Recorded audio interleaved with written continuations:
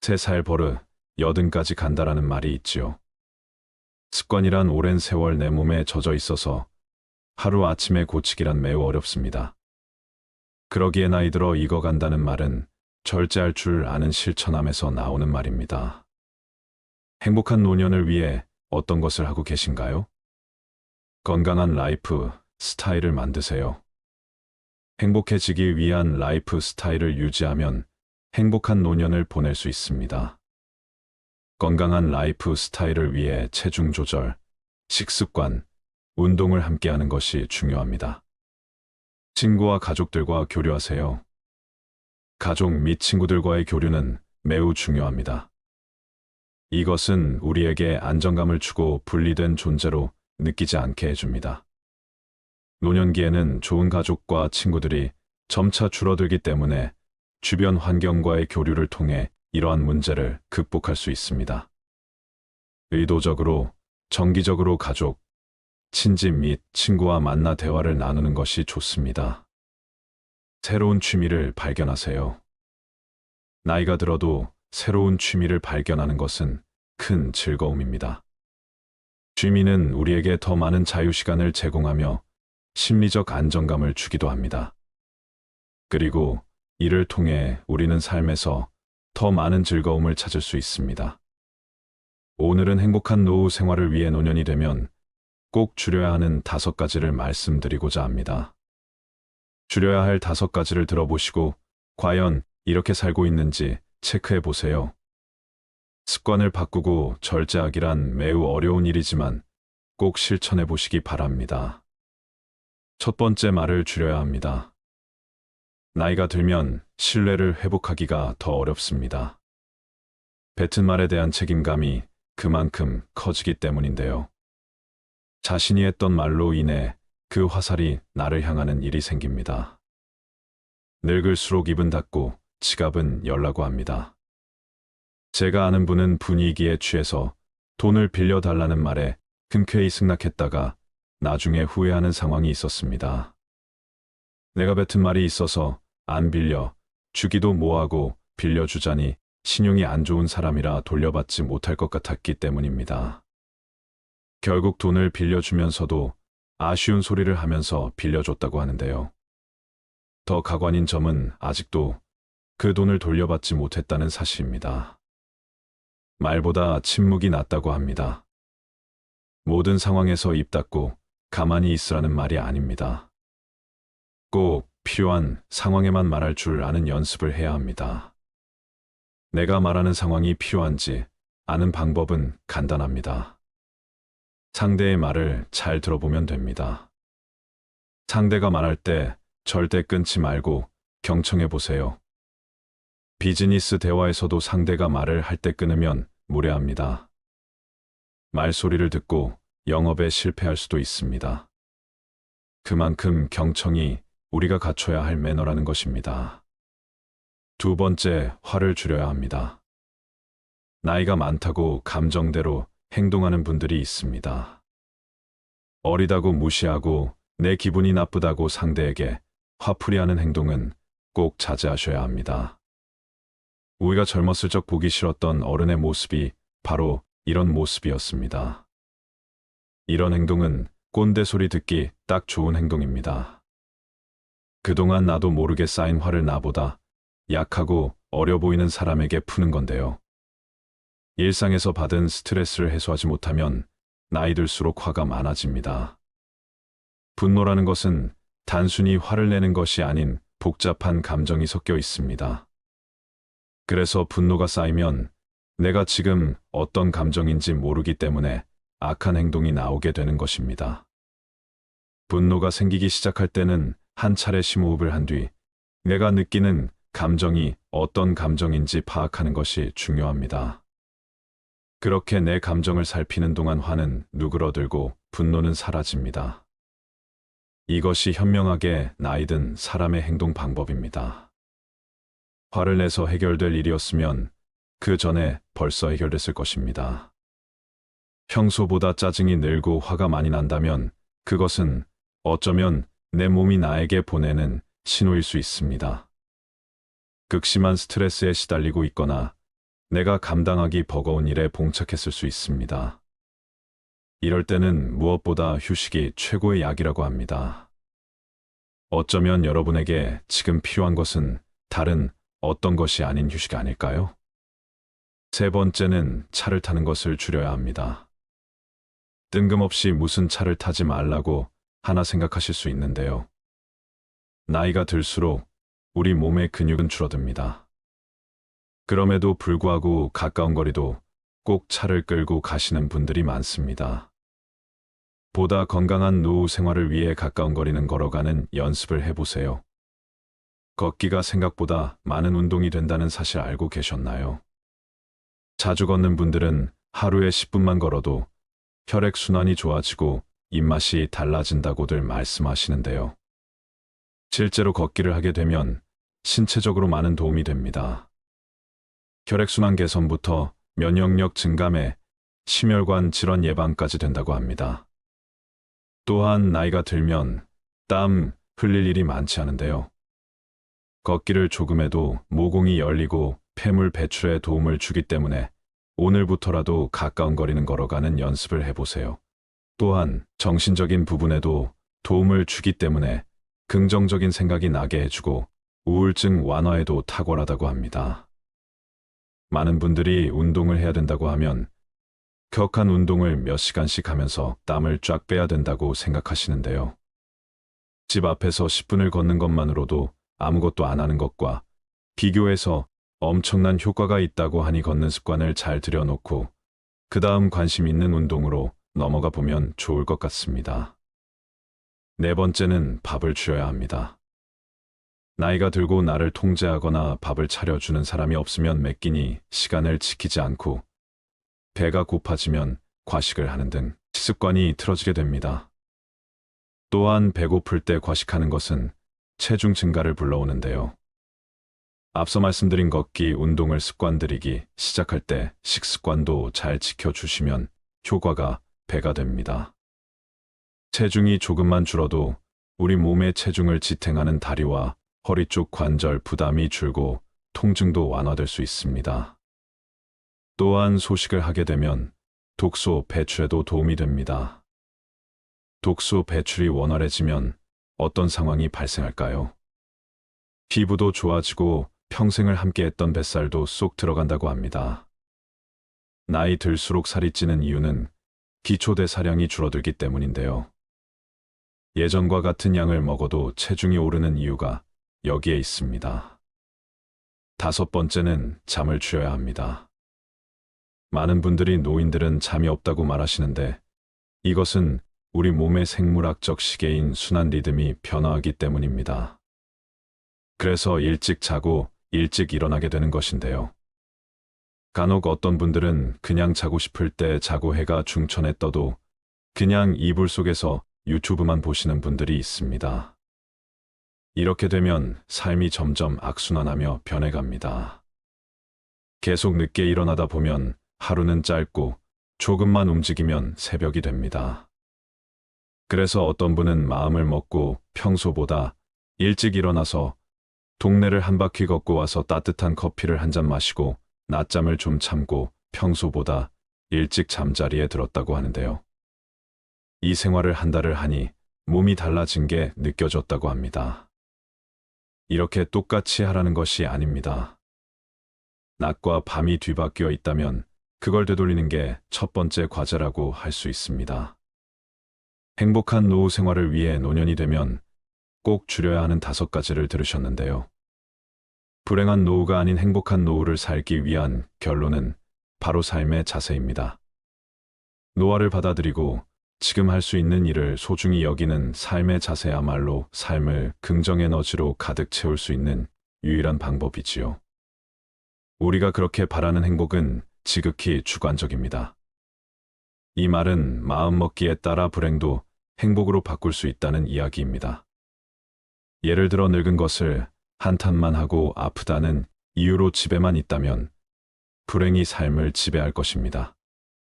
반대로 노화를 받아들이고 어떤 일 있든 할 수 있다는 생각으로 적극적으로 하려 한다면 삶은 더 알차고 행복에 가까워질 것입니다.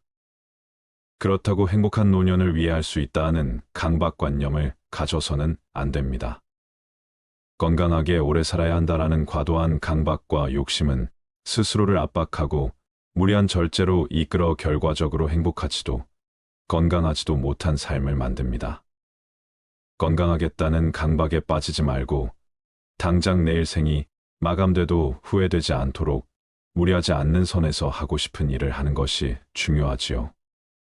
행복한 노년의 삶이란 현실을 그대로 받아들이고 내일 당장 생이 끝난다 해도 후회가 남지 않는 시간을 보내는 것입니다.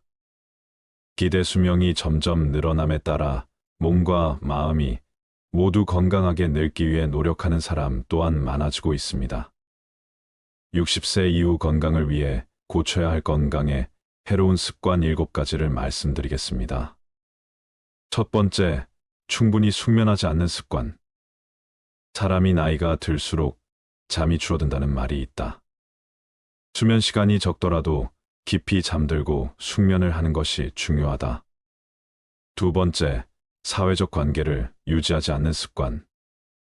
외로움은 사람을 죽음에 이르게 할 수 있는 위험한 감정이다. 사회적 고립은 인지 저하, 우울증, 면역체계 약화, 비만 등의 위험을 높인다고 한다. 또한 심혈관 관련 질환 위험을 2배로 높일 수 있다. 남성이 사회적 고립을 겪게 될 가능성이 더 크기 때문에 더욱 외로움을 느끼지 않도록 조심해야 한다. 세 번째, 물을 충분히 마시지 않는 습관. 물을 마시는 것이 건강에 좋다는 것은 잘 알려진 사실이다. 어린이와 노인은 체내 수분량이 적기 때문에 탈수의 위험이 높다. 노인이 특히 탈수 위험이 더 높은 이유는 나이가 들수록 다양한 약물을 복용하기 때문이다. 심한 탈수는 신장 및 비뇨기 문제, 열사병, 저혈량 쇼크 발작의 원인이 된다. 네 번째, 과도한 운동을 하는 습관. 노인의 과도한 운동은 몸에 해로울 수 있다. 나이가 들수록 골다공증과 같은 정형외과적 문제가 발생할 위험이 커지는데 고강도 운동은 뼈 문제를 악화시켜 더 많은 건강 문제를 일으킬 수 있다. 일반적으로 60세 이상이라면 걷기나 춤, 요가 등의 운동이 좋다. 다섯 번째, 두뇌 활용을 적게 하는 습관. 사람은 나이가 들면서 뇌도 노화하고 이로 인해 인지적 변화를 경험한다. 알츠하이머 협회에 따르면 뇌 건강에 도움이 되는 사회적, 정신적 활동을 시작하기에 늦은 때는 없다.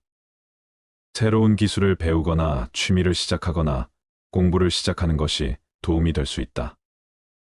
위에 언급했듯이 사회적 활동은 노인의 인지, 저하와 치매 발병을 늦춘다. 여섯 번째, 음식을 조절하지 않는 습관. 나이가 들수록 제2형 당뇨병이나 심혈관 질환 등 만성질환에 걸릴 확률이 높아진다. 이러한 만성질환을 예방하기 위해서는 설탕과 나트륨 섭취를 적게 하는 것이 좋다. 또한 만성질환이 있을 때는 의료진이 처방한 약물을 적절하게 복용해야 건강을 유지할 수 있다. 일곱 번째, 흡연하는 습관. 만병의 근원인 담배를 끊는 것은 연령과 관계없이 모든 사람에게 유익하다. 이미 흡연한 지 오래되어 늦었다고 생각할 수 있지만 60세에 금연하더라도 건강은 충분히 개선된다. 우리 삶을 방해하는 2가지 요소가 있다. 하나는 어느 것도 끝내지 않는 것이요. 다른 하나는 어느 것도 시작하지 않는 것이다. 남을 부러워하거나 질투하지 마라. 경계하지도 마라. 오로지 최상의 자신을 만들어가는 것에만 몰두하라. 다른 사람이 무엇을 하건 상관하지 말라. 오직 자신이 무엇을 하고 무엇을 하지 말아야 할지 자신의 일에 대해서만 집중하여 생각하라. 스스로의 마음을 다스려 온전히 한 곳으로 집중할 수 있다면 그 어떤 일이든 모두 해결할 수 있다. 남을 위해서가 아니라 너 자신의 행복을 위해 선을 베풀어라. 신의 지혜를 선물로 받아라. 내 눈과 마음을 새롭게 하여 선을 베푸는 그 자체에서 기쁨을 누리는 가장 행복한 사람이 되라. 모든 것은 마음가짐에 따라 이루어진다.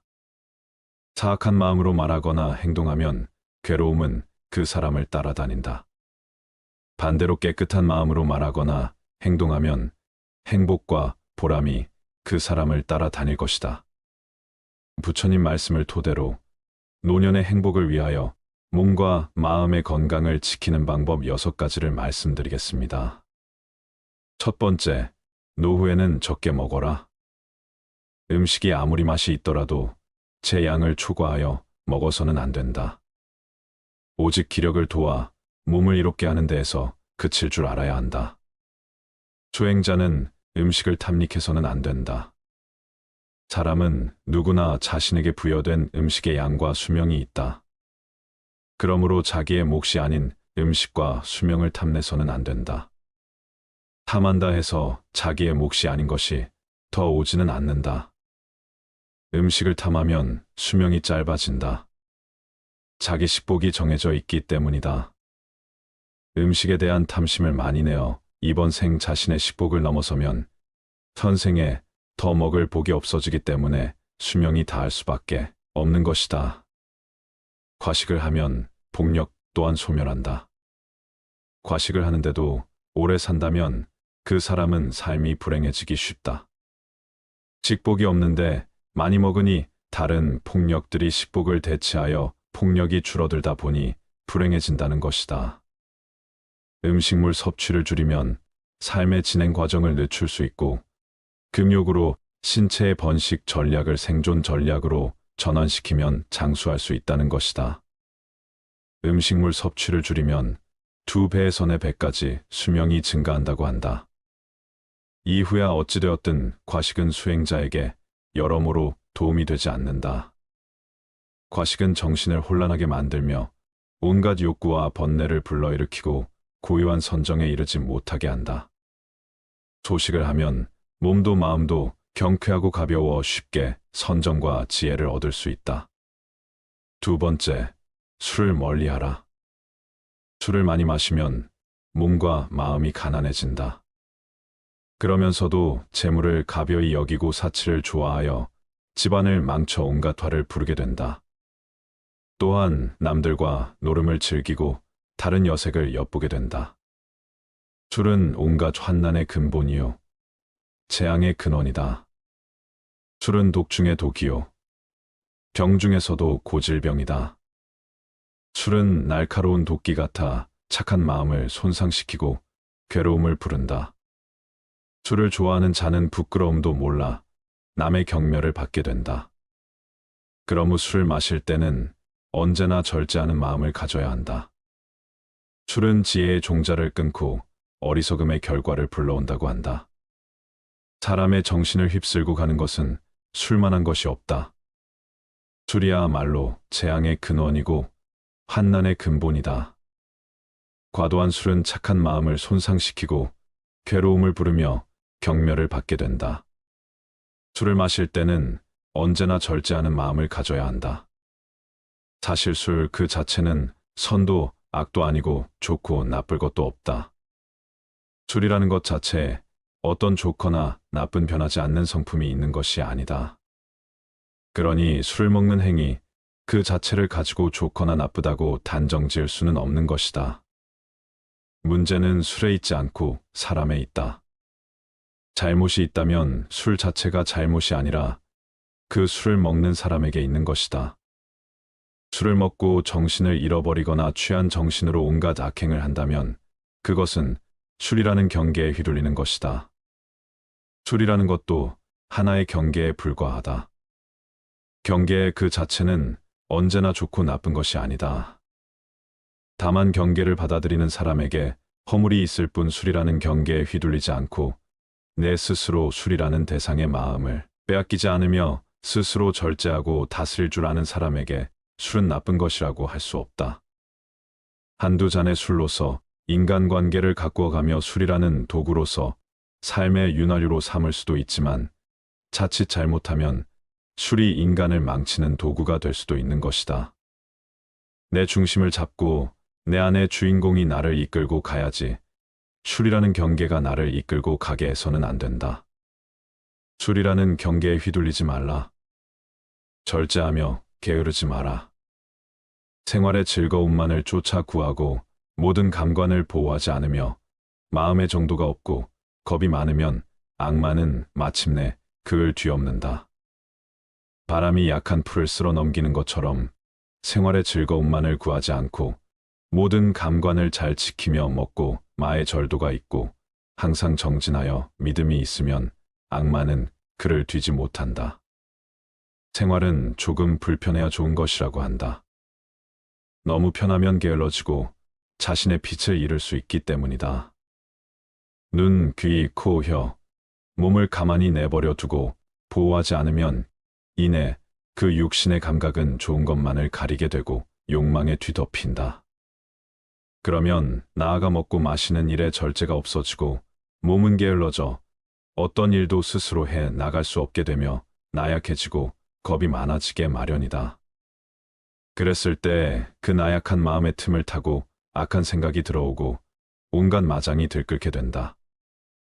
모름지기 사람은 생활의 즐거움만을 구하지 않아 불편한 가운데 스스로 이겨낼 수 있는 힘과 지혜를 길러야 한다. 또한 먹고 마시는 일에 절제가 있으며 항상 끊임없이 노력하고 정진하여 마음의 틈을 만들지 말아야 한다. 악마는 그런 수행자를 뒤덮지 못한다. 세 번째, 마치 바람 앞에 우뚝 선 큰 산처럼 죽을 때 가지고 갈 수 있는 것을 위해 살아라. 아무리 건강한 몸이라도 질병에 시달리게 마련이며 젊음도 늙음으로 돌아가고 어떠한 목숨이라도 죽음 앞에 무너지게 마련이니 영원한 것은 자비로운 마음으로 정법을 닦는 것이다. 그러면 임종에 이르러 후회하지 않게 될 것이고 임종에 이르러 후회하지 않으면 집착이 없어 좋은 곳에 날 것이다. 생이 있는 모든 것은 반드시 사가 있게 마련이다. 삶이 경이롭고 죽음 또한 경이롭고 신비롭다. 살아있음이 아름답듯 죽음 또한 아름다움의 시작이다. 죽음이 비참하고 괴롭고 어둡고 무서운 것이라는 생각이야말로 인간이 만들어낸 가장 큰 착각이다. 죽음은 또 다른 신비로운 세상으로의 여행이다. 언제나 미지로의 여행은 신비롭듯 다음 생으로의 여행 또한 신비롭고 설렌다. 물론 이번 생을 온갖 악행과 폭력과 화와 번뇌로 물들이며 악업을 쌓아온 사람에게 죽음은 괴로운 세상으로의 여행이 되겠지만 선행과 자비와 사랑과 나눔과 깨어있음의 수행으로 한 생을 살아온 사람들에게 죽음은 설레고 행복한 새로운 탄생을 의미한다. 누구나 태어나면 죽고 건강하던 몸이 허약해지면 부귀영화도 사라지고 젊음도 늙음으로 돌아간다. 그러나 육신이 죽더라도 업력과 폭력과 수행력은 다음 생에 또 다른 새로운 나를 형성시켜 갈 것이다. 선업을 짓고 자비로서 복을 짓고 깨어있음에 수행을 행한 이는 임종에 이르러 후회하지 않을 것이고 후회가 없고 집착이 없는 이는 반드시 좋은 곳에 날 것이다. 죽음을 준비하는 것은 곧 삶을 어떻게 살아갈 것인가를 준비하는 것이다. 웰다행이 곧 웰빙의 바탕이다. 지금 이 순간 임종이 닥친다면 후회가 없을 것인가? 업과 복과 수행 앞에서 부끄럽지 않을 수 있겠는가? 죽고 나서 가지고 갈 수 없는 것들에 목숨을 거는 어리석은 삶을 그만두라. 죽고 나서 가지고 갈 수 있는 것들이야말로 참되다. 죽음에 이르렀을 때에도 생사의 분별에 집착하지 않으면 평생을 쌓아온 업장이라 소멸할 수 있다.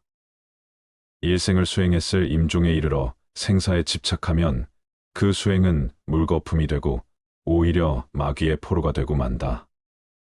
지금이라도 본래 마음을 깨달으면 다시 번뇌에 물들지 않는다. 하루 중에도 잠자리에 들기 직전이 중요하다. 시끄러운 TV, 소음에 시달리다 잠에 들면 잠든 내내 소음이 꿈속까지 뒤따라와서 정신을 뒤흔들어 놓지만 잠들기 직전 고요함 속에서 잠에 들면 밤새 고요함이 지켜진다. 가만히 잠들기 직전 무슨 생각을 하다 잠이 들었는지, 그리고 그 생각들과 꿈에는 어떤 연관이 있었는지를 떠올려 보라. 잠들기 직전의 생각이 온통 꿈속까지 휘젓고 다니며 단점을 방해하고 있음을 알아차리는 데는 그리 많은 노력이 필요하지 않다. 하루 중에 이처럼 잠드는 순간이 중요하듯 일평생 가운데는 죽는 순간이 중요하다. 아무리 일평생 수행을 잘했다 하더라도 죽는 순간 생에 집착하여 미련을 못 버린다면 그간의 모든 수행은 물거품이 되고 오히려 마귀의 포로가 되어 헤매고 말지만, 죽음에 이르러 생에 집착하지 않고 냉철한 깨어있음으로 죽음의 순간을 지켜본다면 일평생의 수행을 뛰어넘는 결과를 얻을 수도 있다. 죽는 순간 생사에 집착해 자유롭기 위해 사는 순간에도 끊임없이 생사의 집착을 놓아버리는 공부를 하는 것이다. 하루하루의 삶이 깨어있으며 집착을 버리고 욕망을 거스르며 온갖 번뇌를 놓아가는 쪽으로 비움과 수행의 삶을 사는 사람에게 죽음은 삶의 연장이다. 삶의 순간순간을 어떤 방식으로 살았느냐에 따라 죽는 순간을 어떻게 대처하느냐가 결정되어지기 때문이다. 올바른 웰빙이란 웰다잉과 다르지 않다. 웰다잉을 위해 죽는 순간에 공부를 위해 사는 순간, 생사에 집착 없이 올바로 죽는 연습을 하는 것이다. 생사를 비롯한 양극단의 모든 분별을 죽이는 것이야말로 참말로 잘 죽는 웰다잉이다. 네 번째, 더 이상 애쓰면서 살지 마라. 부모에게 받은 이 몸은 마치 시방의 허공을 입으로 불면 미진의 티끌이 있는 듯 없는 듯함 같으며 맑은 큰 바다에 거품이 흘러가면서 생겼다가 사라졌다함과 같다. 겉모습과 몸매와 외모가 중요한 세상, 이런 세상이야말로 이 세상이 얼마나 정신적인 타락의 길을 걷고 있는지를 증명해 주고 있다. 바깥에 보이는 것에 휘둘린다면 내면에 중요한 것은 뒷줄 신세를 면치 못한다. 몸의 실체는 어떠한가? 그것은 꿈과 같고 환술 같고 거품과 같고 그림자와 같고 티끌과 같다. 이런 몸을 무얼 그리 사랑하고 애착하는가? 그래서 옛 스승들은 이 몸을 똥주머니라는 똥만 잔뜩 넣어가지고 다니는 똥주머니라고 했다. 똥주머니를 위해 무얼 그리 치장하고 내세우며 어여삐 여기는가? 몸 안에 온갖 내장이 기관들 똥오줌을 다 끄집어내 보면 얼마나 더럽고 흉측한 것인가? 그걸 다만 이 하얀 살결에 포장한 것에 지나지 않을 뿐이다. 살결에 포장한 것을 조금 잘했다고 예쁘다 하고 못했다고 못났다고 차별할 일이 무엇인가? 모두가 한낮 뜬 구름과 같고 바다에 뜬 거품과 같으며 꿈과 같고 그림자와 같은 것일 뿐이다. 다만 마음이 중요한 것이다. 몸을 중요시 여기는 그 마음이 우리 몸을 더욱 더럽히고 욕되게 만든다. 몸에 얽매이고 집착할수록 정신은 공허하게 총기를 잃고 만다. 그러니 몸 형상 모습 생김새를 탓하지 말고 또 얽매이지도 말자. 몸을 이제 그만 놔둬라. 다섯 번째, 부모님을 잘 섬기고 부모님께 효도하라. 부모님 공경이 곧 부처님 공경이다. 부모님은 나를 낳아서 나로 하여금 도를 배우게 하심으로 모든 남자는 나의 아버지이며 모든 여인은 나의 어머니로 알아라. 이제 깨달음을 얻는 것은 다 부모님의 은혜이니 사람이 도를 배우고자 하면 먼저 효도로 정진하지 않으면 안 된다. 부모님의 은혜는 부처님의 은혜와 동등하고 부모님을 섬기는 데서 오는 과보는 불보살님을 섬기는 데서 오는 과보와 동등하다. 부모님께 효도를 베푼다면 이 세상의 모든 선행에 으뜸이 된다. 부모님이야말로 지금의 나를 개 한 뿌리이며 근원적인 인연이기에 부모님이나 부부 자식처럼 나와 가까운 인연은 곧 내 안에 업이 투영된 관계라고 볼 수 있다. 그들 속에서 나를 볼 수 있어야 한다. 그들과 나와의 관계는 곧 내 안의 업을 녹이는 공부이고 나 자신을 성장시켜가는 마음, 공부의 생생한 현장이다. 업장 소멸에 열린 장이 바로 가족이며 부모다. 그렇기에 부모에 대한 효도야말로 우주적인 순리를 따르는 수행이 자비의 시작이다. 부모님과의 관계가 바르지 못하다면 그 첫 단추가 사회생활의 모든 단추를 흐트러지게 만든다. 가족과의 관계, 그 기초 위에서 모든 타인들과의 인연이 성숙되어 가는 것이다. 특히 효도는 모든 자비와 지혜의 첫 단추와 같다. 그래서 부모님을 공경하는 것은 곧 부처님을 공경하는 것과 같다고 하는 것이다. 부모님처럼 가장 가까운 인연을 소중하게 간직할 수 있어야 한다. 가장 가까운 인연이야말로 내 업의 나눔이니 부모님과의 관계가 껄끄럽고 아름답지 못하다면 그것은 부모님과의 닦아야 할 업이 많은 연유이다. 부모님을 잘 섬기고 부모님께 효도하라. 그것이 업장 소멸에 매우 빠른 길이고 모든 공덕이 그로 인해 시작된다. 어리석은 범부들은 나를 나라고 보아 나에 집착한다. 그러나 필경에는 나도 없고 내 것도 없나니 나를 비우고 내 것이라는 생각도 비워야 한다. 법이란 생각을 일으키면 마와 법이 생기고 법이란 생각이 사라지면 나와 법도 사라진다. 내 자식이다, 내 재산이다 하면서 어리석은 사람은 괴로워한다. 사실 내 몸도 나의 것이 아닌데 어찌 자식이나 재산이 나의 것일 수 있겠는가? 내 자식이다, 내 재산이다, 내 생각이다, 내 것이다 하는 것은 다 어리석은 생각이다. 나도 내가 아닌데 내 몸도 이번 한 생 잠시 쓰고 나면 이 우주에 돌려주어야 하는데 하물며 내 소유를 어찌 내 것이라고 할 수 있겠는가? 잠시 빌렸을 뿐이다. 내 몸도 우주법계에서 잠시 빌어다 쓰는 것이고 내 소유도 잠시 법계에서 빌어다 쓸 뿐이다. 그러니 집착할 것이 없다. 내 몸도 이 우주에서 품어낸 온갖 음식을 잠시 빌려 유지하고 있을 뿐이고 내 생각도 이 세상의 수많은 생각들을 인연 따라 잠시 채용하여 내 식대로 조합해 쓰고 있을 뿐이며 내 자식도 우주적인 법계의 인연과 업의 법칙에 따라 잠깐 부모의 몸을 빌어 나왔을 뿐이다.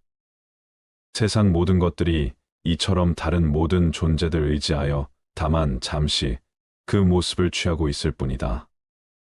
세상 모든 존재는 우주의 것이며 다른 모든 존재들의 것이다.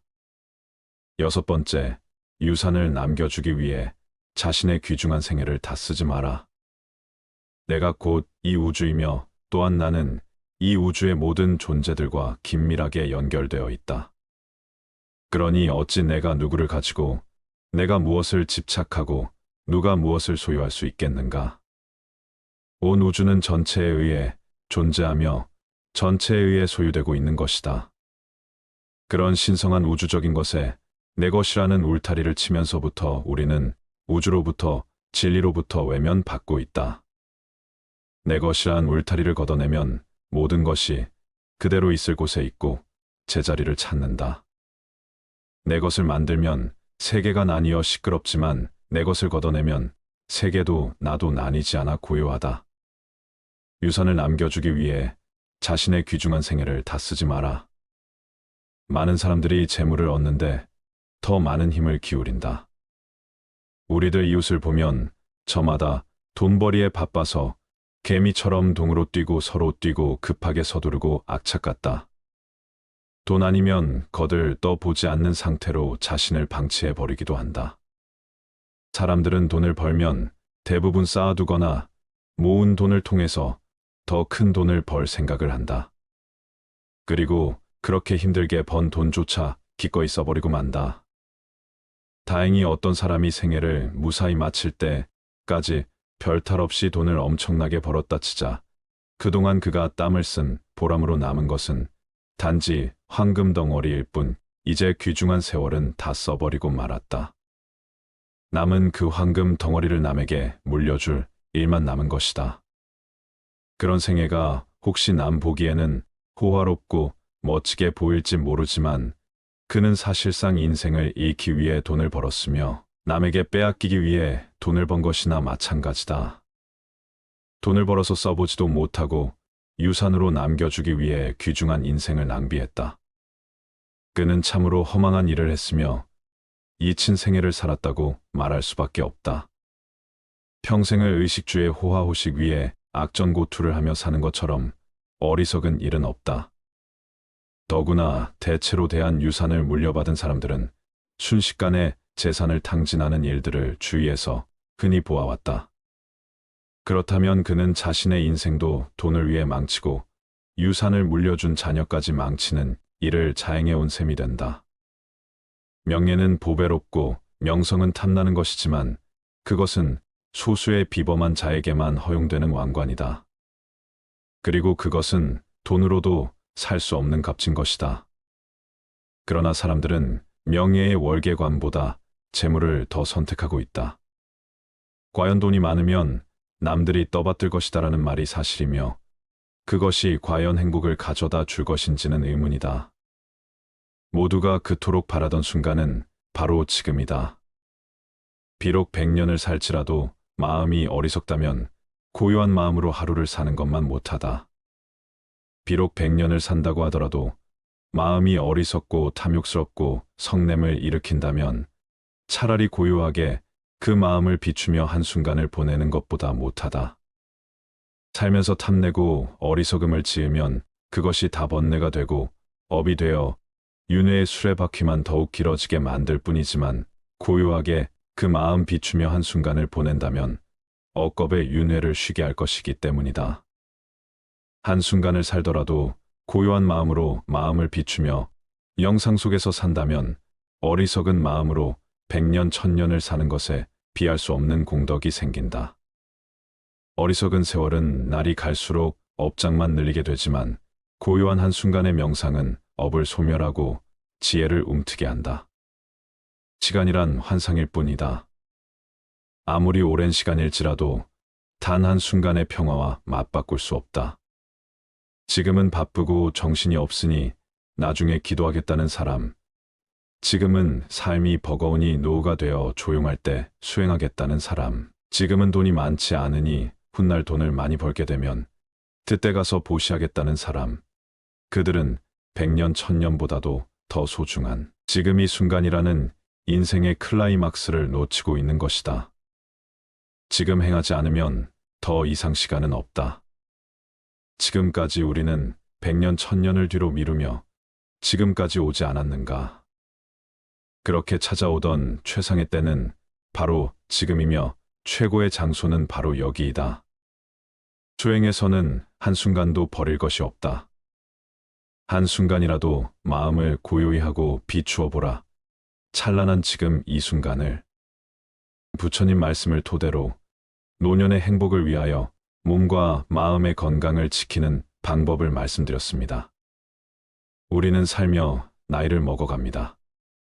어릴 때부터 어른이 되기 위해 배워야 할 것들을 배우고 경험을 통해 성숙해가며 세상을 더 잘 이해하게 됩니다.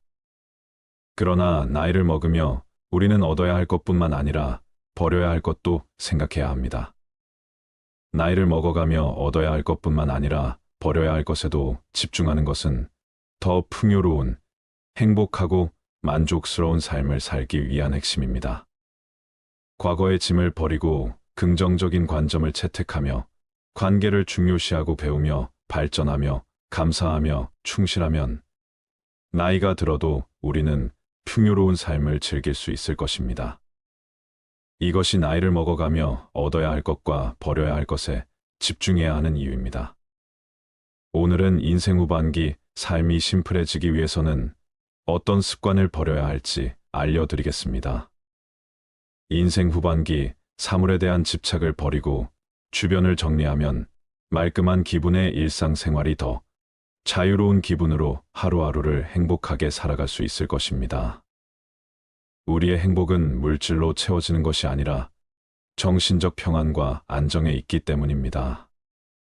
은퇴를 하고 인생 후반기에는 이런 불필요한 것들 버리기를 실천해서 좀 더 삶을 가볍고 여유로운 마음으로 살아갈 필요가 있습니다. 불필요한 것을 버리는 생활이란 단지 물건을 버리는 것만이 아니고 살아가면서 자신의 몸에 배어버린 안 좋은 습관들을 하나씩 버려 없애는 의미도 포함됩니다. 먼저 과거의 무거운 짐을 버려야 합니다. 나이가 들면서 우리는 과거의 경험과 기억을 더 많이 갖게 됩니다. 이것은 양면성을 지닌 것입니다.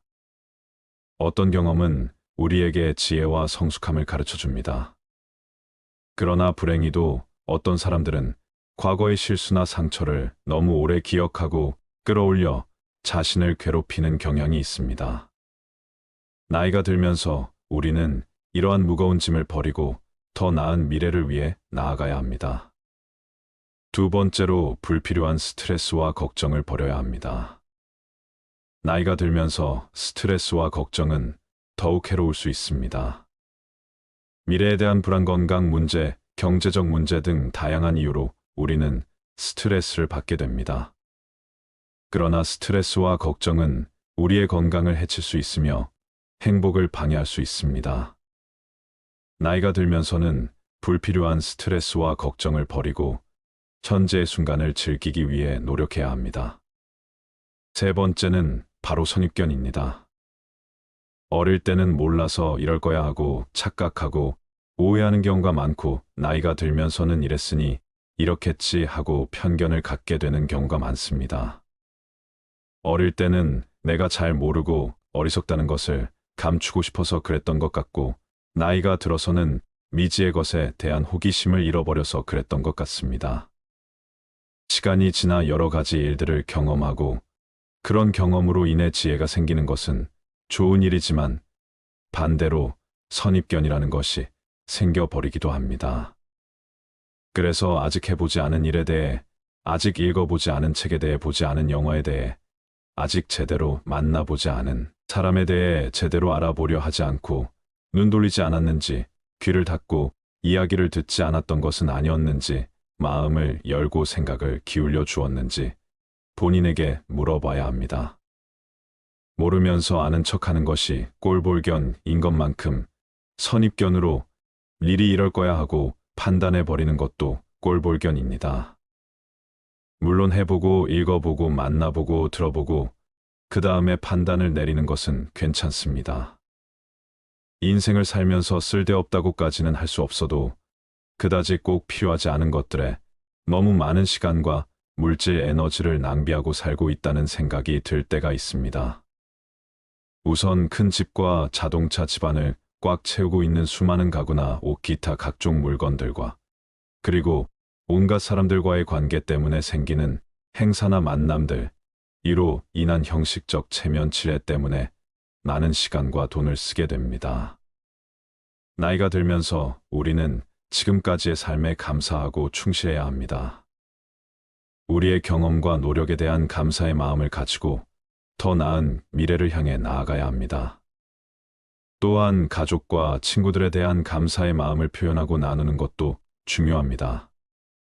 나이를 먹어가며 얻어야 할 것뿐만 아니라 버려야 할 것에도 집중하는 것은 더 풍요로운, 행복하고 만족스러운 삶을 살기 위한 핵심입니다. 긍정적인 관점을 채택하며 관계를 중요시하고 배우며 발전하며 감사하며 충실하면 나이가 들어도 우리는 풍요로운 삶을 즐길 수 있을 것입니다.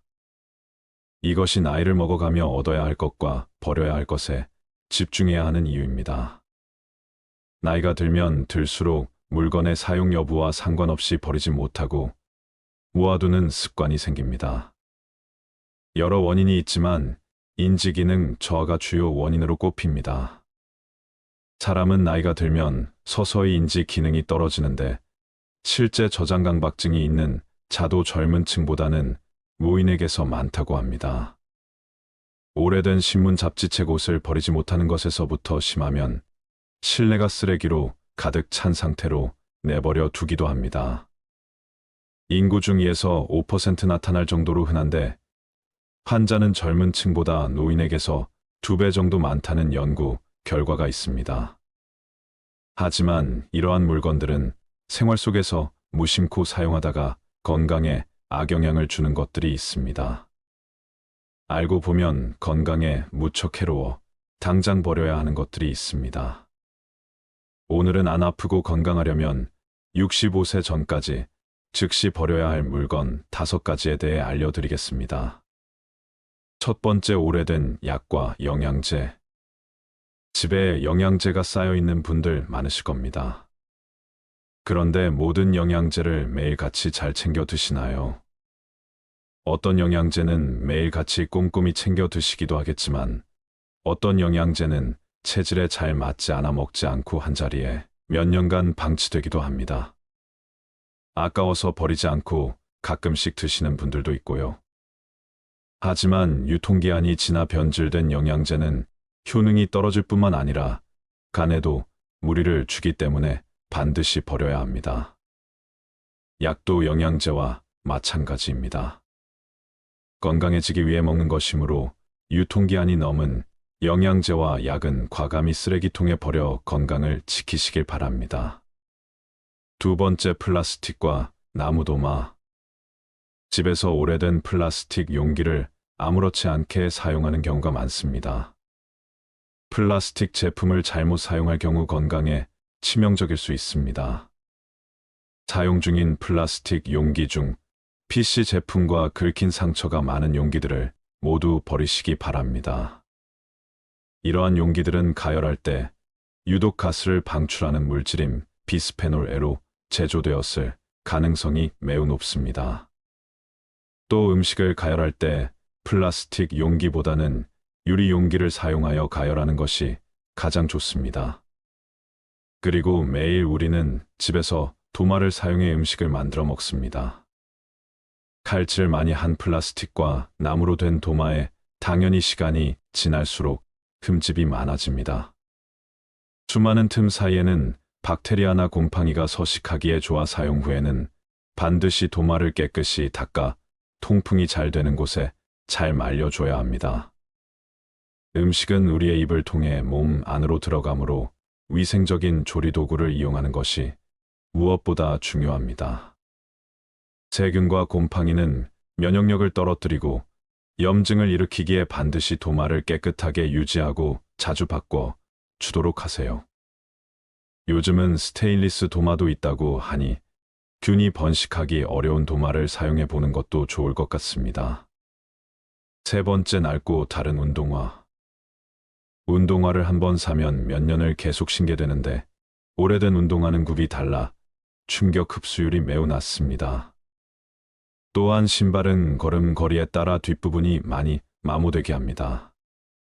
그런데 마모가 된 신발을 계속 신는다면 어떻게 될까요? 특히 운동할 때 신는 운동화의 뒷부분은 체중이 실리면서 몸에 충격이 흡수되는 곳이므로 마모가 되면 새로운 신발을 신어줘야 합니다. 운도의 밑창이 다르면 뛰고 걸을 때마다 완충되는 곳이 없어 발바닥과 무릎과 허리가 그 충격을 그대로 흡수해 관절과 척추에 손상을 주게 되어 무릎, 통증과 허리, 디스크 등의 발병률을 높이게 됩니다. 아무리 마음에 드는 운동화라도 밑창에 마모된 곳이 있으면 꼭 교체하여 무릎과 허리가 다치지 않도록 예방하시기 바랍니다. 네 번째, 오래 써서 다른 칫솔. 매일 최소 하루 3번 치아를 닦아주는 칫솔은 세균이 번식하기 참 쉬운 물건입니다. 더군다나 입안 닦기 때문에 각질층이 없는 점막에 바로 세균이 침투하기 쉬워 각별히 깨끗하게 관리해야 합니다. 입안에 상처가 있다면 바로 혈관을 통해 세균이 우리 온몸을 헤집고 돌아다니게 되므로 반드시 칫솔 관리 위생을 지켜주셔야 합니다. 칫솔에 세균이 번식하는 것을 막으려면 일주일에 한 번 물을 묻혀 전자레인지 1분간 돌려주면 된다고 합니다. 생각보다 간단하죠.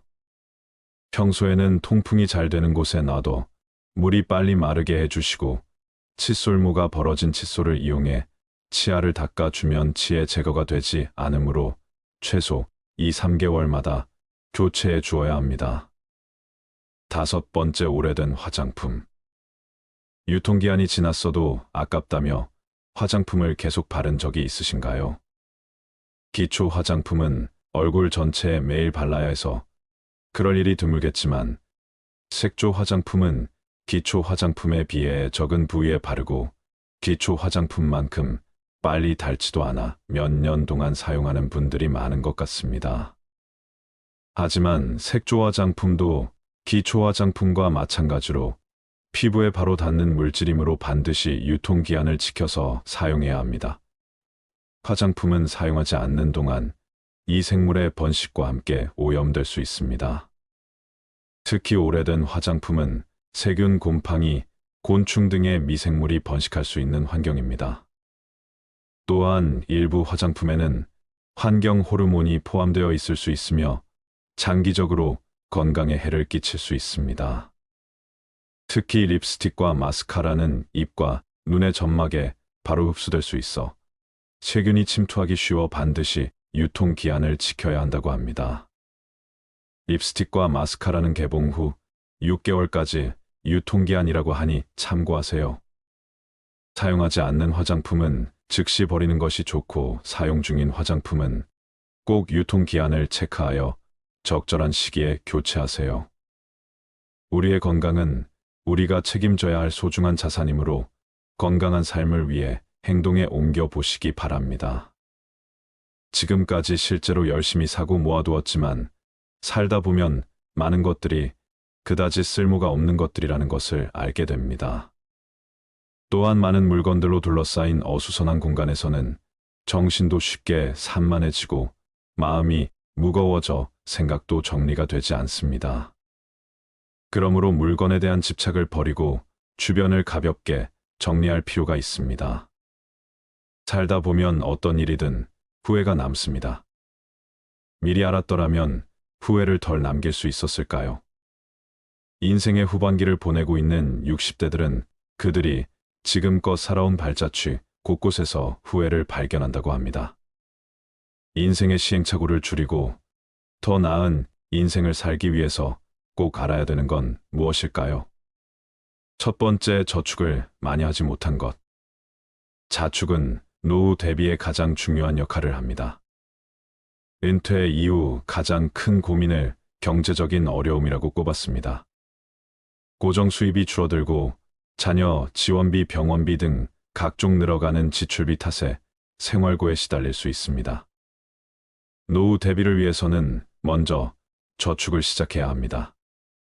저축을 시작할 때는 먼저 현재 수입과 지출을 파악하고 가능한 많은 돈을 저축하는 것이 좋습니다. 젊은 나이에 저축을 하지 않으면 은퇴 이후 큰 고난을 겪게 될 수 있습니다. 두 번째, 배우자에게 잘하지 못한 것. 배우자는 평생을 함께 할 반려자입니다. 60대가 되어서도 배우자가 옆에 있다면 그야말로 그것 자체가 천복입니다. 그러나 상대방의 소중함을 쉽게 간과해버리고는 합니다. 나이가 들수록 곁에는 서로만 남게 되며 자식도 소용없습니다. 배우자에게 최선을 다하며 앞으로의 노후를 그려나갑시다. 세 번째, 건강을 소홀하게 한 것. 건강이 중요하다는 사실을 모르는 사람은 없습니다. 하지만 젊어서는 그것을 잘 모르고 자기의 몸을 혹사시킵니다. 그거 하나 한다고 건강해지겠어 하고 무심히 지나쳤던 습관들이 사실은 평생 건강을 지키는 열쇠입니다. 건강을 유지하기 위해서는 규칙적인 운동과 올바른 식습관을 유지하는 것이 중요합니다. 많은 종류의 영양소를 저염식으로 골고루 섭취하세요. 영양 과잉과 결핍이 되지 않도록 철저한 관리가 필요합니다. 그 중에서도 특히 치아 관리를 잘해야 합니다. 치아는 하루아침에 좋아지지 않기 때문입니다. 또한 건강검진도 정기적으로 받아 건강한 삶을 유지하는 것이 좋습니다. 건강한 삶은 노후에 대비하는 가장 좋은 방법입니다. 오래 사는 것이 기본인 시대에 우리는 유병장수보다는 무병장수로 가야 합니다. 네 번째, 자식과 대화를 많이 하지 못한 것. 자식들과 평소에 대화를 많이 하지 않았다면 노년의 소중한 친구 하나를 잃는 셈입니다. 늙고 병들면 자식들에게 의지하게 됩니다. 자식과 친밀한 관계를 유지해야 후회 없는 자식 농사를 했다고 느낄 수 있을 것입니다. 뿐만 아니라 자식과 건강한 유대감을 형성하는 것은 노년의 정신적 안정감에도 도움을 줍니다. 자녀들과 진정으로 소통하지 못했다면 노년이 불행할 것입니다. 다섯 번째, 노년을 함께 할 친구를 못 만든 것. 배우자 다음으로 친구가 가장 큰 자산입니다. 취미 생활을 공유할 수 있는 친구, 자신의 속 얘기를 가감없이 털어놓을 수 있는 친구가 있다면 늙어서도 외롭지 않은 인생을 보낼 수 있을 것입니다. 자식들은 바쁘다고 얼굴 보기가 어려울 것입니다. 만일 평생을 함께 할 친구가 없다면 노년은 무척 외롭고 쓸쓸할 것입니다. 6번째, 평생 할 수 있는 취미. 만들지 못한 것 취미라고 해서 골프 등과 같이 돈이 많이 들어가는 것일 필요는 없습니다. 등산과 가벼운 산책, 독서, 음악 감상 등과 같이 큰 돈이 필요 없는 것들도 많습니다. 취미를 갖게 된다면 평생 지루하지 않은 활력 있는 삶을 보낼 수 있을 것입니다. 또한 취미를 부부와 함께 하는 것이 가장 좋습니다. 친구들과 어울려 친목을 도모할 수 있는 취미 생활도 추천합니다. 나이와 건강에 맞는 취미를 개발하는 것은 아주 중요한 노후의 요건임에는 틀림없습니다. 7번째, 배움을 멈춘 것. 60대 공부하는 것은 지난 삶이 바빠서 하지 못한 공부를 하거나 여생에 필요한 지식을 습득하는 경우도 있고 또 단순히 시간을 보내는 한가로운 독서도 있습니다. 하지 못했던 배움을 한다는 것은 아주 소중한 시간입니다. 요즘에는 70대 이상의 노인들도 컴퓨터를 배우고 새로운 도전에 나서고 있습니다. 평생 공부하고 배우는 일을 멈춰서는 안 됩니다. 배우려는 열정이 있다면 인생이 모작도 가능하다고 전문가들은 조언합니다. 8번째, 일기를 쓰고 기록을 남기지 못한 것. 은퇴한 나에 생각해보면 자신이 살아온 인생의 험하고 덧없이 느껴질 때도 있습니다. 그럴 때 평생 자신이 걸어온 발자취를 돌아보고 정리하는 것이 필요합니다. 그렇게 하기 위해서는 젊어서부터 기록을 남기는 습관이 필요합니다. 일기를 매일 쓰라고 말하는 것은 아닙니다. 다만 틈틈이 기록하고 사진 등을 남겨놓으면 나중에 자신의 삶을 정리하는데 도움이 될 것입니다. 9번째, 연금과 보험을 들지 못한 것. 노년기에는 뜻하지 않게 먹더니 들어가는 경우가 많습니다. 대부분 건강과 관련된 비용입니다. 60년대생들이나 그 이전에 태어난 사람들에게는 노후 준비에 대한 접근, 방식이 현대의 젊은 세대와는 다르게 해야 한다는 건데 노후 준비 시간이 상대적으로 적다는 점을 감안하여 고령자를 위한 특화된 투자 상품을 찾아볼 필요가 있습니다. 예를 들어 안정적인 수익률을 제공하는 연금, 상품이나 투자 상품 등을 활용할 수 있습니다. 또한 투자에 대한 전문적인 조언을 받기 위해 금융 전문가의 도움을 청하는 것도 좋은 방법입니다. 노후 준비는 재무적인 준비뿐만 아니라 건강 상태를 유지하는 것도 중요합니다. 이는 의료비 부담을 줄이는데 도움이 될 뿐만 아니라 더 나은 삶의 질을 유지하는 데도 기여합니다. 한 살이라도 어릴 때부터 경제와 재테크에 관심을 갖는 게 중요한데 이제는 선택이 아닌 필수인 시대인 것 같습니다. 이러한 돈을 아깝다고 생각하기보다 준비를 한다고 생각해야 합니다. 마지막으로 99%가 공감한 내 인생에 더 도전하고 여행을 많이 다니지 못한 것. 그때 했어야 했는데 그때 그 시절에 나만이 할 수 있었던 일이나 도전이 있었을 것입니다. 대부분의 사람들이 평생 살아오면서 가장 후회하는 것 중 하나가 도전을 하지 않았던 사실이라고 답했습니다. 이어 여행을 떠나지 않았던 사실을 안타까워했습니다. 자식 키우고 회사 일을 하느라 여유가 없었을 것입니다. 그래도 다른 돈을 아껴서 여행을 떠나라고 선배들은 조언합니다. 훗날 회상할 수 있는 좋은 추억을 마련해 놓는 셈입니다. 그동안 수고한 60대의 모든 삶을 응원합니다. 올해 85살인 할머니가 가장 후회되는 것 중 하나가 너무 많은 걱정을 하고 산 것이라고 말하였습니다. 할머니는 이렇게 말씀을 하셨다고 합니다. 걱정하지 마. 그냥 내가 걱정한다고 못 사는 자식이 잘 사는 것도 아니고 내가 걱정한다고 병이 낫는 것도 아니야. 걱정은 하는 게 아니야. 차라리 그냥 좋아지길 바라는 게 더 좋아. 그리고 마지막에 죽을 때 웃는 사람이 행복한 줄 알았는데 그게 아니야. 평상시에 걱정 없이 행복하게 웃는 게 진짜 행복한 거야. 행복은 저축처럼 안 쓰고 모아둔다고 모아지는 게 아니야. 행복할 땐 그냥 걱정 없이 행복해야 돼. 평상시에 걱정 없이 행복한 것이 진짜 행복한 사람인 거야. 모아두었다가 꺼내 쓸 수 있는 게 행복이 아니야. 그냥 걱정하지 마. 편히 그냥 그렇게 웃으며 살아. 그게 최고야. 근데 그걸 그동안 못했어. 너무 늦게 깨달은 거지. 이 말을 보고 참 생각이 많아지더군요. 그동안 제가 어떻게 살았는지도 뒤돌아보게 되고 그랬습니다. 이럴 때 어느 스님의 말씀이 생각이 나네요. 과거를 후회하며 삶의 오답을 찾으려 하지 마라. 삶은 정답이 될 수 있고 오답도 될 수 있다. 즉, 삶의 정답은 없다. 개개인 모두가 정답이 될 수 있고 모두가 오답의 가능성도 있다.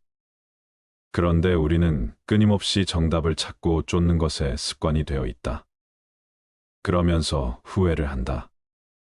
그럴 필요 없다. 지금 내가 서 있는 이 자리가 내 자리이고 정답과 오답을 나누며 분별하는 마음이 괴로움을 가지고 오는 것이다.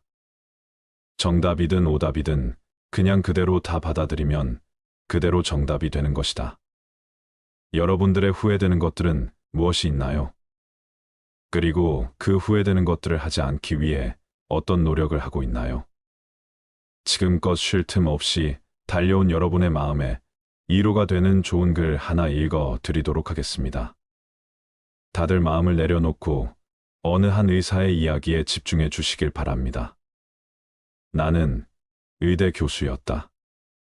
79세의 노인이다. 정신과 전문의로 50년간 15만 명의 환자를 돌보고 학생들을 가르쳐 왔다. 퇴직 후 왼쪽 눈의 시력을 완전히 잃었다. 당뇨병, 고혈압, 통풍, 허리 디스크, 관상동맥 협착, 담석 등 7가지 중병과 고달픈 스트레스를 벗삼아 어쩔 수 없이 살아가고 있다. 한쪽 눈으로도 아침이면 해를 볼 수 있고 밤이 되면 별을 볼 수 있다. 잠이 들면 다음 날 아침에 햇살을 느낄 수 있고 기쁨과 슬픔과 사랑을 품을 수 있다. 남의 아픔을 아파해 줄 수 있는 가슴을 가지고 있다. 세상을 원망할 시간이 없다. 지팡이 짚고 가끔 집 밖으로 산책을 했다. 한쪽 눈이지만 보이는 것만 보아도 아름다운 것이 많았다. 지금은 다리에 힘이 없어 산책이 어렵지만 계절이 바뀔 때마다 보이는 앞산숲을 색깔이 아름답다. 삶이 감사하다. 인생이란 바로 여기와 지금이다. 행복을 느낄 시간과 공간과 사람은 바로 지금이다. 지금 여기에서 함께하는 사람들과 어울려 한 번이라도 웃으며 이야기를 나눌 수 있는 곳이 바로 즐거움이다. 살아보니까 그렇다. 뇌 속에서 행복을 만드는 물질은 엔돌핀이다. 엔돌핀은 과거의 행복한 추억 때문에 생기는 게 아니다. 지금 내가 즐거워야 엔돌핀이 형성된다. 사람이 어떻게 늘 행복하기만 하느냐고 묻는 이들도 있다. 그런 이분법적인 생각에서 벗어나야 한다. 어제 죽은 사람들이 하루라도 더 살기를 원했던 그 소중한 시간에 나는 오늘을 살고 있다. 괴롭고 슬퍼도 한 가닥 희망을 만들어 보자. 살아있음이 즐겁고 만날 수 있음에 감사하자. 지나간 세월은 어렵게 살았더라도 다 행복했던 거라고 나이 든 사람들은 이야기한다. 왜냐하면 사람은 누구나 짜릿하게 행복한 시간이 있었다. 사람은 그 추억으로 사는 것 같다. 괴로움을 겪어봐야 행복할 줄 안다. 인생살이 살면서 오늘 지금 여기가 제일 중요하다라는 말이 맞는 말 같다. 아내 없이 살아보니까 있을 땐 몰랐는데 젓가락 한쪽이 없어진 느낌이다. 있을 때 잘해라는 말을 많이 들었는데 그럼 어떻게 살아야 할까? 우리 장인이 하신 말씀인데 나에게 주어진 대로 감사하면서 받아들이면 다 보여. 행복의 답은 바로 지금 여기 내 가슴에 담겨 있다. 고개 들어 저 멀리 하늘을 한번 보자. 정말 눈물 없이 들을 수 없는 가슴 아픈 이야기입니다. 반려자를 잃고 젓가락 한 짝을 잃은 듯한 기분을 여러분들은 공감하시나요? 배우자의 소중함을 느낄 수 있는 어느 한 부부의 감동 실화를 말씀드리겠습니다. 미안하지만 난 당신을 사랑하지 않아. 왜 결혼했는지 모르겠어. 나는 말했다. 아내가 두 손으로 얼굴을 가리고 말없이 울었다. 난 미안했지만 등을 돌리고 집을 나왔다. 아내와 더 이상 살아갈 자신이 없었기 때문이다. 아내에게 이혼 서류를 꺼냈다. 집과 자동차, 부동산과 현금, 그 중에서 당신이 30%를 가질 수 있어. 아내는 말없이 눈물만 흘렸다. 이튿날 집에 돌아와 보니 탁자에 아내가 써놓은 편지가 있었다. 눈물이 얼룩져 있어서 혹시 내 마음이 흔들릴까 봐 읽지 않으려 하다가 나도 모르게 읽어내려갔다. 난 아무것도 원하지 않아. 다만 한 달쯤 시간을 갖고 싶어. 한 달만이라도 아무 일 없는 것처럼 대해줘. 아이 시험 기간이니까. 신경 쓰지 않게, 그리고 이혼 조건으로 한 가지 부탁만 할게. 당신이 결혼 첫날 아침 출근할 때 나를 안아서 거실에서 현관까지 갔던 것처럼 한 달간만 그렇게 해줘.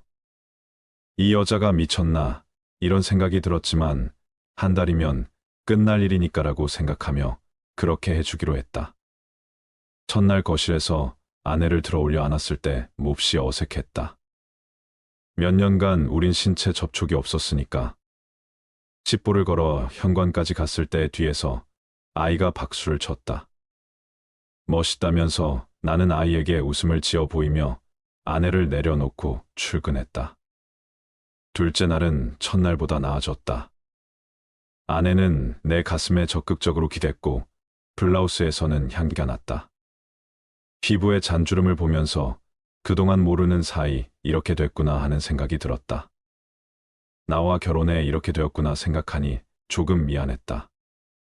셋째 날, 넷째 날 아내를 들어 올렸을 때 오래전에 친밀함이 돌아오는 듯한 느낌이 들었다. 내게 자신의 10년을 바친 이 여자 다음 날, 또 다음 날 아내를 안아 나르는 것이 익숙해졌다. 어느 날 아침 아내가 옷을 고르고 있었다. 옷들이 모두 커져버렸다며 투덜댔다. 그러고 보니 아내를 들면 들수록 가벼워지는 느낌이 있었다. 이혼 걱정에 야위어 가고 있는 중일까? 또 다른 아침 아들이 들어오더니 엄마를 안고 나갈 시간이에요라며 미소를 짓는다. 녀석에게 이 일이 이제 일상으로 자리 잡은 것이다. 아내는 아이를 꼭 껴안는다. 마음이 흔들리고 있다. 드디어 마지막 날이 왔다. 나는 아내와 헤어질 수 없다는 걸 알았다. 이혼을 취소하기로 했다. 회사에서 나온 뒤 꽃집에 들려 부케를 샀다. 부케에 나는 이제부터 죽을 때까지 당신을 아침마다 들어올릴게라고 써달라고 했다. 그리고 집으로 달려갔다. 여보, 미안해. 우리 헤어지지 말자. 난 당신을 여전히 사랑해. 현관에 들어서자마자 나는 소리쳤다. 그런데 아무런 응답이 없었다. 안방으로 들어서자 아내는 잠든 듯 가만히 누워 있었다. 그녀는 숨져 있었다. 아내가 남긴 편지에서 위안 말기였다는 사실을 알았다. 아내는 자신의 시한부 삶을 받아들였고 아들에게 다정한 부모의 마지막 모습으로 기억하게 하고 싶었던 것일까. 부케를 떨어뜨리며 나는 주저앉은 채 아내를 안고 한없이 울었다. 위의 글은 외국인의 페이스북에 올라왔던 글입니다. 실화든 소설이든 사연이 가슴을 아프게 하네요. 우리는 날마다 함께하고 가깝게 접하는 것들에 대해서는 귀하고 가치 있다는 것을 모르는 경우가 많습니다. 그것이 얼마나 소중하다는 것도 인식하지 못하죠. 그러다 내 곁을 떠난 후에서야 깨닫게 되지요. 그때서야 가슴 치며 후회해도 소용없게 된답니다. 내 곁에 있는 소중한 사람, 오늘 하루 따뜻한 미소로 대하는 하루 만들어 보세요. 물고기는 물속에 있을 때는 그 어느 곳으로든 갈 수 있는 자유와 행복을 가지고 있습니다. 하지만 물고기는 자신이 자유롭고 행복한 존재라는 사실을 알지 못합니다. 사람들이 쳐놓은 그물에 걸려 땅 위에 올라오고 난 후에야 비로소 그때가 행복했었다는 사실을 알게 됩니다. 사람 또한 마찬가지 아닐까요? 가지고 있을 때는 모르다가 꼭 잃어버린 후에 아들이 늦게 행복이 무엇인지 깨닫게 되는 못난 습성. 행복은 공기 같은 것입니다. 보이지도 않고 만질 수도 없지만 어느 곳에나 있는 영국 속담 중에는 이런 것이 있습니다. 행복은 사라진 후에야 빛을 낸다. 사람들이 행복의 실체를 보고 만질 수 있다면 그것이 떠나가기 전에 소중히 다루련만 행복은 언제나 떠나가면서 제 모습을 사람들에게 보여준다는 말이겠죠.